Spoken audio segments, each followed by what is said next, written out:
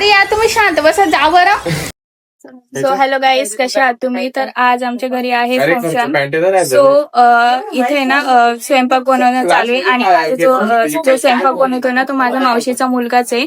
तर मग मी तुम्हाला दाखवते आणि त्यांनी खूप म्हणजे खूप सारे मेनू बनवले मी दाखवते आणि पूर्ण रात्रभर बनवले त्यांनी.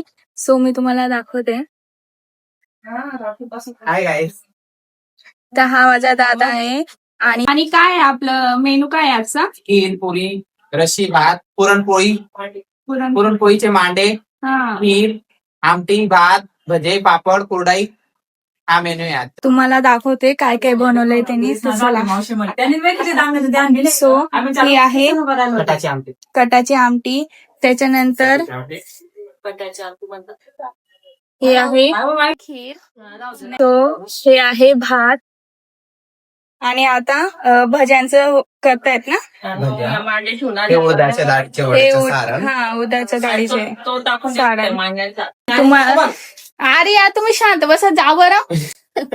तू काहीच हे ना मला नुसते डिस्टर्ब करताय तर तुम्ही त्यांच्याकडे लक्ष नका देऊ.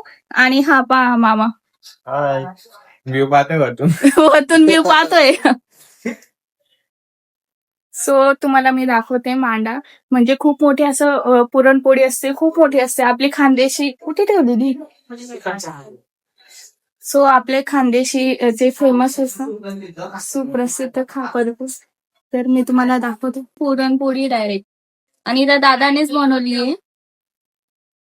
हे बघा, माझा एक व्हिडिओ टाकून देतो. याला म्हणतात खानदेशी पुरणपोळी. तर तुम्हाला हा ब्लॉग आवडला असेल तर मला लाईक, कमेंट, शेअर करा. आणि मी हा दादाचा नंबर स्पेशली मी खाली डिस्क्रिप्शन मध्ये टाकून देईल.